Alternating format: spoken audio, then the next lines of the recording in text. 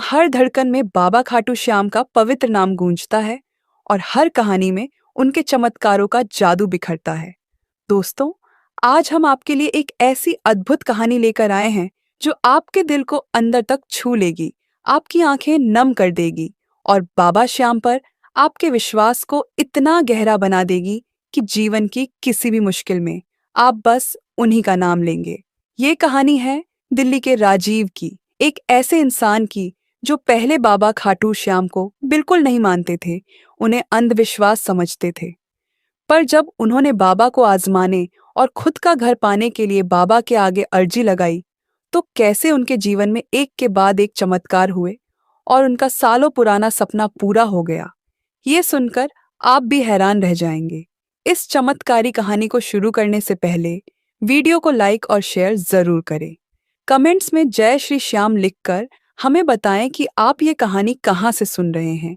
अगर आप हमारे चैनल पर नए हैं तो अभी सब्सक्राइब करें और बेल आइकन दबाना न भूलें, ताकि बाबा की हर नई कहानी और हर नया चमत्कार आप तक सबसे पहले पहुंचे। चलिए बाबा का पावन नाम लेकर शुरू करते हैं इस दिल को छू लेने वाली और बेहद प्रेरणादायक कहानी को। जय श्री श्याम। यह कहानी भारत की धड़कन, हमारी राजधानी दिल्ली के एक व्यस्त और तेजी से बढ़ते हुए इलाके की है, जहां राजीव अपनी पत्नी नेहा और बेटे राहुल के साथ एक आरामदायक लेकिन किराए के मकान में रहता था। राजीव एक मध्यम वर्गीय परिवार से था और एक प्रतिष्ठित प्राइवेट कंपनी में मार्केटिंग मैनेजर के तौर पर काम करता था। उसकी सैलरी अच्छी थी, जो दिल्ली जैसे महंगे शहर में एक सम्मानजनक जीवन जीने के लिए पर्याप्त थी। पर खुद का घर खरीदना आज भी उसके लिए एक बहुत बड़ा और दूर का सपना था, जिसे वह सालों से पूरा करने की कोशिश कर रहा था। राजीव और नेहा की शादी को अब लगभग 15 साल हो चुके थे और इस पूरे समय में वे किराए के मकानों में ही अपनी जिंदगी गुजार रहे थे। कुछ सालों बाद मकान बदलना, सारा सामान पैक करना और फिर नए घर में जमना, बच्चों के स्कूल और उनकी पढ़ाई को प्रभावित न होने देना, ये सब उनकी जिंदगी का एक थका देने वाला और कभी न खत्म होने वाला हिस्सा बन चुका था। राजीव का सबसे बड़ा सपना था कि उसके पास खुद का एक घर हो, एक ऐसा ठिकाना जहां वह अपने परिवार के साथ स्थायी रूप से रह सके, जहां उसका बेटा राहुल बिना किसी व्यवधान के एक ही स्कूल में अपनी पढ़ाई पूरी कर सके और जहां उन्हें कभी किसी मकान मालिक की मनमानी शर्तों या किराए के बढ़ने की चिंता का सामना न करना पड़े। वह एक ऐसी जगह बनाना चाहता था जिसे वे सचमुच अपना घर कह सके। राजीव ने कई बार खुद का घर खरीदने की कोशिश की थी। उसने बड़े ध्यान से पैसे जमा किए, अपनी सेविंग्स को बढ़ाया और कई बैंकों से होम लोन के लिए अप्लाई किया। उसने दिल्ली और एनसीआर के कई इलाकों में सैकड़ों प्रॉपर्टीज देखी, प्रॉपर्टी डीलरों से घंटों बात की। हर बार उसे लगता था कि इस बार उसका सपना जरूर पूरा हो जाएगा, कि अब उसकी मेहनत रंग लाएगी। लेकिन हर बार कोई न कोई बड़ा और अप्रत्याशित खर्चा सामने आ जाता था। कभी परिवार में किसी की अचानक तबीयत खराब हो जाती थी और इलाज में सारा पैसा लग जाता था। कभी नौकरी में दिक्कत आती थी या फिर कोई ऐसा खर्च आ पड़ता था जो उसकी जमा पूंजी को खत्म कर देता था।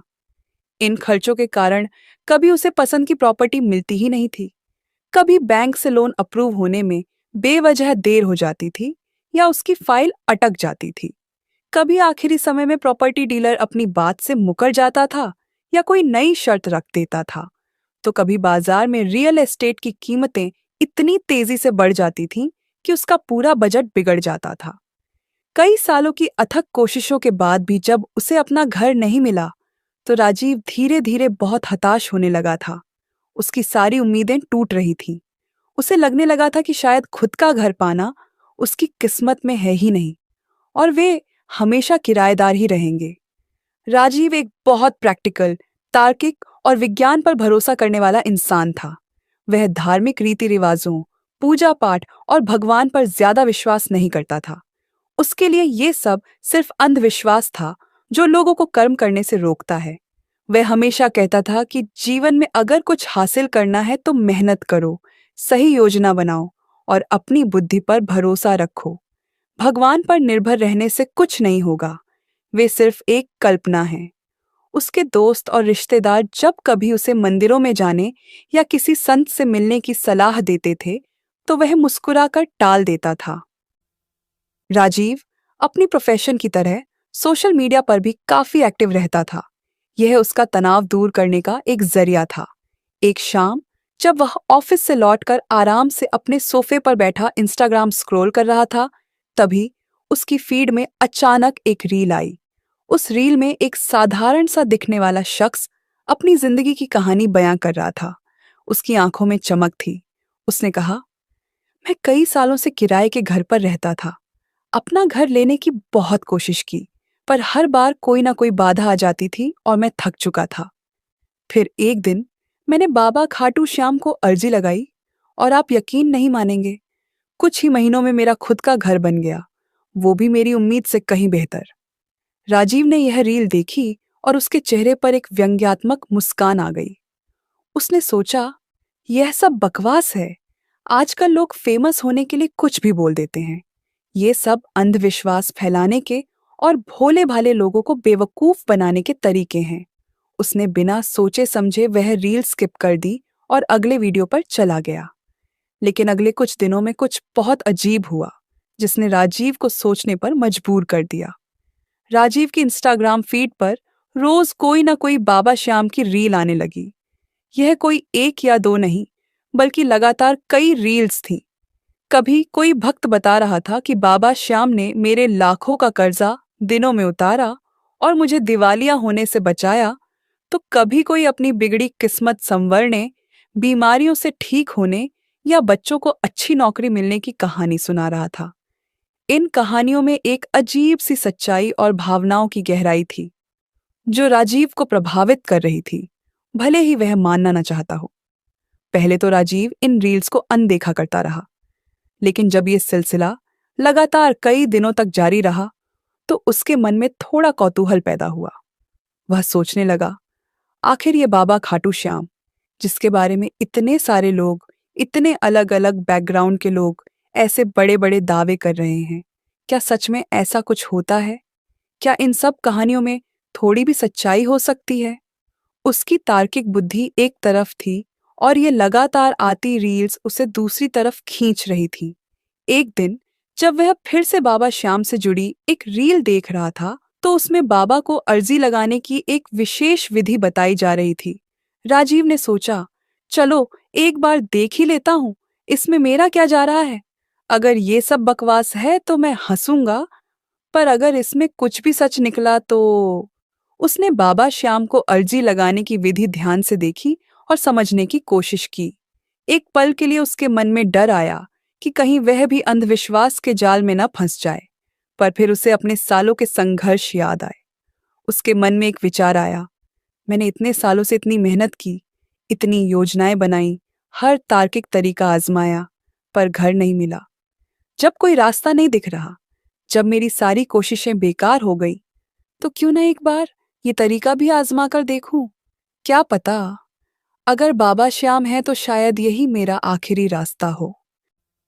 राजीव अपनी प्रोफेशन की तरह सोशल मीडिया पर भी काफी एक्टिव रहता था। यह उसका तनाव दूर करने का एक जरिया था। एक शाम जब वह ऑफिस से लौटकर आराम से अपने सोफे पर बैठा इंस्टाग्राम स्क्रॉल कर रहा था, तभी उसकी फीड में अचानक एक रील आई। उस रील में एक साधारण सा दिखने वाला शख्स अपनी जिंदगी की कहानी बयां कर रहा था। उसकी आंखों में चमक थी। उसने कहा, मैं कई सालों से किराए के घर पर रहता था। अपना घर लेने की बहुत कोशिश की, पर हर बार कोई ना कोई बाधा आ जाती थी और मैं थक चुका था। फिर एक दिन मैंने बाबा खाटू श्याम को अर्जी लगाई और आप यकीन नहीं मानेंगे, कुछ ही महीनों में मेरा खुद का घर बन गया, वो भी मेरी उम्मीद से कहीं बेहतर।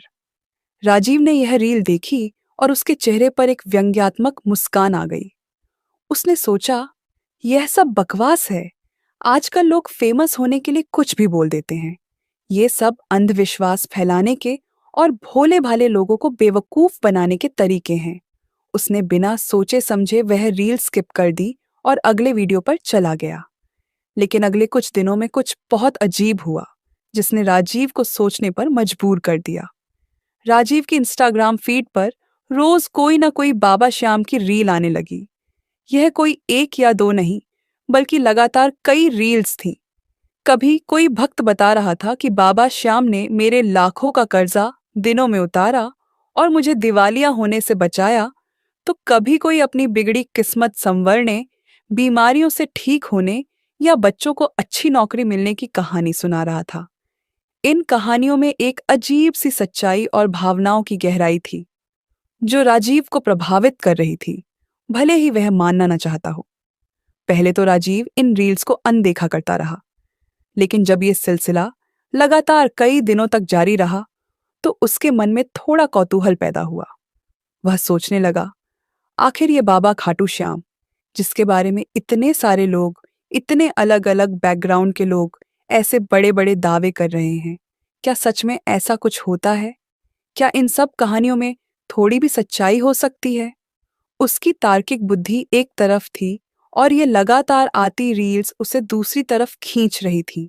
एक दिन जब वह फिर से बाबा श्याम से जुड़ी एक रील देख रहा था, तो उसमें बाबा को अर्जी लगाने की एक विशेष विधि बताई जा रही थी।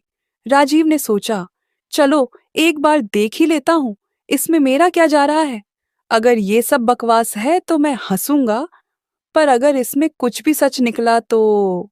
उसने बाबा श्याम को अर्जी लगाने की विधि ध्यान से देखी और समझने की कोशिश की। एक पल के लिए उसके मन में डर आया कि कहीं वह भी अंधविश्वास के जाल में न फंस जाए, पर फिर उसे अपने सालों के संघर्ष याद आए।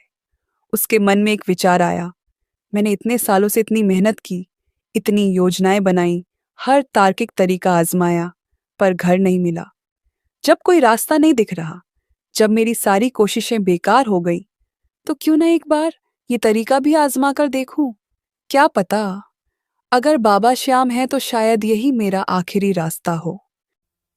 अगले ही दिन राजीव के मन में एक अजीब सी बेचैनी थी। ऑफिस से लौटते समय वह पहली बार किसी धार्मिक दुकान पर रुका। वहां उसने एक छोटी सी बाबा खाटू श्याम की मूर्ति देखी। वह मूर्ति उसे इतनी जीवंत और आकर्षक लगी कि उसने बिना ज्यादा सोचे उसे खरीद लिया। यह उसके जीवन का एक अप्रत्याशित कदम था। घर आकर उसने उस नई मूर्ति को अपने छोटे से घर के मंदिर में स्थापित किया। नेहा हैरान थी, राजीव, आप तो कभी पूजा पाठ नहीं करते, मंदिरों में नहीं जाते, ये सब क्या है? क्या हुआ आपको? राजीव ने मुस्कुराकर कहा, बस ऐसे ही मन किया, शायद थोड़ा शांति मिले। राजीव ने अर्जी लगाने की विधि के अनुसार तैयारी की। उसने एक पूरा पानी वाला नारियल लिया, उस पर 11 रुपए को एक मौली यानी कलावे से नारियल के साथ बांध दिया। यह उसके लिए एक बहुत ही अजीब और नया अनुभव था। फिर अपने घर के मंदिर में बाबा श्याम की नई स्थापित मूर्ति के सामने बैठकर उसने पहली बार अपने जीवन में सच्चे मन से प्रार्थना की। उसकी आंखें बंद थीं और नारियल को पकड़े हुए था। वह अभी भी पूरी तरह से आश्वस्त नहीं था कि वह क्या कर रहा है, लेकिन एक उम्मीद की किरण उसके अंदर जग चुकी थी। एक अनजाना विश्वास उसे आगे बढ़ा रहा था। उसने धीरे धीरे बोलना शुरू किया, बाबा, मैंने कभी आपको नहीं माना। मुझे नहीं पता आप कौन हैं और कैसे काम करते हैं। मैं तो विज्ञान और तर्क का आदमी हूं, पर आज मैं अपनी सारी उम्मीदें आपके चरणों में रख रहा हूं। मैं और मेरा परिवार कई सालों से खुद का घर ढूंढ रहे हैं, पर हर बार कोई ना कोई रुकावट आ जाती है। हम थक चुके हैं बाबा। उसकी आवाज में दर्द था और फिर उसने अपनी सबसे बड़ी इच्छा बताई, बाबा, अगर आप सच में हैं और आप हारे के सहारे हैं, जैसा कि सब कहते हैं, तो मेरा यह सपना पूरा कर दो। मुझे एक अपना घर दे दो, जहां मेरा परिवार सुकून से रह सके। और बाबा, मैं वादा करता हूं, जब मेरा अपना घर बन जाएगा तो मैं खाटू श्याम धाम जरूर आऊंगा और आपके दर्शन करूंगा। मैं आपका सच्चा भक्त बन जाऊंगा। उसने नारियल को मंदिर में बाबा की मूर्ति के सामने श्रद्धापूर्वक रख दिया। उस पल उसके मन में एक अजीब सी शांति और सुकून था, एक ऐसा हल्कापन जो उसने सालों से महसूस नहीं किया था, जैसे बाबा ने उसकी पुकार सचमुच सुन ली हो और उसकी प्रार्थना स्वीकार कर ली हो। अर्जी लगाने के बाद राजीव अपनी रोजमर्रा की जिंदगी में लौट आया, लेकिन उसके अंदर एक नया आत्मविश्वास था। उसे नहीं पता था कि बाबा कैसे काम करेंगे, पर उसके मन में एक उम्मीद और सकारात्मकता जग चुकी थी, जो पहले कभी नहीं थी। वह पहले से ज्यादा ऊर्जावान महसूस कर रहा था। अर्जी लगाने के ठीक 1 महीने बाद राजीव को उसके ऑफिस से एक अप्रत्याशित खबर मिली, जिसने उसकी जिंदगी में पहला बड़ा मोड़ ला दिया। उसकी कंपनी एक बहुत बड़े और महत्वपूर्ण प्रोजेक्ट के लिए अचानक उसे 3 महीने के लिए बंगलुरु भेज रही थी।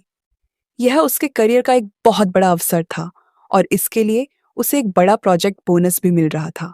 राजीव थोड़ा हिचकिचाया क्योंकि उसे दिल्ली में घर ढूंढने का काम जारी रखना था, पर नेहा ने उसे समझाया कि यह एक सुनहरा मौका है और वे मिलकर घर ढूंढने का काम मैनेज कर लेंगे। राजीव ने यह अवसर स्वीकार कर लिया। बंगलुरु में काम करते हुए राजीव को एक और अद्भुत मौका मिला। उसके प्रोजेक्ट लीडर, जो रियल एस्टेट में भी निवेश करते थे, ने उसे एक खास निवेश के बारे में बताया। यह रियल एस्टेट में एक नई परियोजना थी जिसमें कम समय में बहुत अच्छा रिटर्न मिलने की संभावना थी। आमतौर पर राजीव ऐसे जोखिम भरे निवेशों से बचता था, लेकिन इस बार उसे एक अंदरूनी आवाज सुनाई दी, मानो बाबा श्याम ही उसे यह रास्ता दिखा रहे हों। उसने थोड़ी और रिसर्च की, सारी जानकारी जुटाई और उसे लगा कि यह मौका वाकई सही है।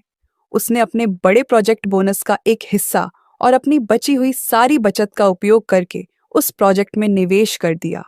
उसे थोड़ा डर था, पर बाबा पर उसका नया और बढ़ता विश्वास उसे आगे बढ़ने की प्रेरणा दे रहा था। 3 महीने बाद राजीव दिल्ली वापस आया। वह बहुत उत्साहित था। उसके पास अच्छा प्रोजेक्ट बोनस था, जिससे उसकी आर्थिक स्थिति काफी सुधर गई थी। और सबसे बड़ी बात, उसने बंगलुरु में जो निवेश किया था, उसकी कीमत भी उम्मीद से कहीं ज्यादा बढ़ गई थी और उसने उसमें से एक महत्वपूर्ण लाभ कमाया था। अब उसके पास खुद के घर के लिए पर्याप्त डाउन पेमेंट आ चुका था और उसकी आर्थिक स्थिति इतनी मजबूत हो गई थी कि उसे किसी भी बैंक से आसानी से होम लोन मिल गया, बिना किसी बाधा के। राजीव ने फिर से दिल्ली में घर ढूंढना शुरू किया। इस बार उसे एक के बाद एक कई बेहतरीन प्रॉपर्टीज दिखना शुरू हो गईं, जो उसके बजट में थीं, उसकी पसंद के अनुसार थीं, और सबसे महत्वपूर्ण, उनमें कोई कानूनी या डीलर से संबंधित रुकावट नहीं थी। उसे अपनी पुरानी सारी परेशानियों से बिल्कुल मुक्ति मिल गई थी। और फिर बाबा श्याम को अर्जी लगाने के ठीक 6 महीने बाद राजीव ने दिल्ली में अपने सपनों का खुद का 3 बेडरूम का फ्लैट खरीद लिया। यह एक शानदार फ्लैट था, जिसमें उसके परिवार के लिए पर्याप्त जगह थी और सारी सुविधाएं थीं। जिस दिन वे अपने नए घर में गृह प्रवेश कर रहे थे, राजीव की आंखें खुशी और कृतज्ञता से नम थीं। उसे बाबा श्याम की तस्वीर याद आई, जिस पर उसने नारियल रखा था। यह किसी चमत्कार से कम नहीं था, यह बाबा की साक्षात कृपा थी। राजीव की खुशी का ठिकाना नहीं था। उसने अपनी पत्नी और बेटे को गले लगाया और उनकी आंखों में भी खुशी के आंसू थे। नेहा भी यह देखकर हैरान थी कि राजीव का सालों पुराना सपना इतनी जल्दी और इतने अप्रत्याशित तरीके से कैसे पूरा हो गया। राजीव ने उन्हें अपनी अर्जी, बंगलुरु का मौका, निवेश में लाभ और उसके बाद हुए चमत्कारों के बारे में विस्तार से बताया। नेहा को भी बाबा श्याम पर गहरा विश्वास हो गया और उन्होंने भी बाबा का धन्यवाद किया। अपने वादे के अनुसार राजीव ने तुरंत खाटू श्याम धाम जाने की योजना बनाई। वह अपने पूरे परिवार के साथ पूरे विश्वास और श्रद्धा के साथ खाटू पहुंचा। मंदिर में बाबा श्याम के भव्य दर्शन करते ही राजीव की आंखों से खुशी और कृतज्ञता के आंसू बह निकले। उसने बाबा के चरणों में वह नारियल रखा जिस पर उसने अर्जी लगाई थी और रोते हुए कहा, बाबा, आपने मेरी सुन ली। आपने मुझे अपना घर दे दिया। आपने साबित कर दिया कि आप सच में हारे के सहारे हैं और आप ही मेरे सच्चे मार्गदर्शक हैं। मुझे माफ करना बाबा, मैंने पहले आपको नहीं माना था। मैंने आपकी शक्ति पर संदेह किया था। अब से मैं आपका अनन्य भक्त रहूंगा और आपका नाम हर जगह लूंगा। राजीव ने अपनी बाकी की जिंदगी बाबा श्याम की सेवा और भक्ति में लगा दी। वह हर साल अपने परिवार के साथ खाटू श्याम धाम की यात्रा करता और अपने नए घर में नियमित रूप से बाबा का कीर्तन और भंडारा करवाता, जिसमें उसके दोस्त और पड़ोसी भी शामिल होते थे। उसने अपने इस अविश्वसनीय अनुभव को लोगों के साथ साझा करना शुरू किया, ताकि जो लोग निराशा में हैं वे भी बाबा श्याम पर विश्वास कर सकें और अपने सपनों को पूरा कर सकें। राजीव हमेशा कहता है, जब मैं विज्ञान और तर्क में उलझा था और मुझे कोई रास्ता नहीं दिख रहा था, तब बाबा श्याम ने मुझे आस्था का रास्ता दिखाया। उन्होंने मुझे सिर्फ एक घर नहीं दिया, बल्कि जीवन में विश्वास का सबसे बड़ा पाठ सिखाया। राजीव की कहानी हमें सिखाती है कि बाबा खाटू श्याम की कृपा और विश्वास की शक्ति से कुछ भी असंभव नहीं है। चाहे आप कितने ही अविश्वासी क्यों न हो, चाहे आपकी समस्याएं कितनी भी बड़ी क्यों न लगें, अगर एक बार सच्चे मन से बाबा को पुकार लें, तो वे आपके जीवन में ऐसे चमत्कार कर सकते हैं जिनकी आप कल्पना भी नहीं कर सकते। तो भक्तों, यह थी राजीव की प्रेरणादायक कहानी जो हमें बताती है कि बाबा खाटू श्याम हारे के सहारे हैं और उनकी कृपा से हर सपना सच हो सकता है। अगर तुम भी बाबा की भक्ति में डूब जाओ तो तुम्हारी जिंदगी में भी ऐसे चमत्कार होंगे। अगर आपके पास बाबा श्याम से जुड़ी कोई ऐसी ही चमत्कारिक कहानी है तो उसे हमारे साथ जरूर शेयर करें। आप हमें ईमेल कर सकते हैं, हमारी ईमेल आईडी डिस्क्रिप्शन में दी गई है। आपको ये कहानी कैसी लगी हमें कमेंट्स में जरूर बताइए। अगर आपको बाबा का आशीर्वाद मिला हो तो इस वीडियो को लाइक और शेयर करना न भूलें। हमारे चैनल को सब्सक्राइब करें ताकि ऐसी ही अद्भुत और प्रेरणादायक कहानियां आप तक सबसे पहले पहुंचती रहें। अगर आपके दिल में कोई परेशानी है, कोई चिंता है, तो आज ही बाबा के सामने एक दिया जलाएं और उनकी शरण में जाएं। अगली वीडियो में फिर मिलेंगे एक और नई और दिल छू लेने वाली कहानी के साथ। तब तक के लिए जय श्री श्याम।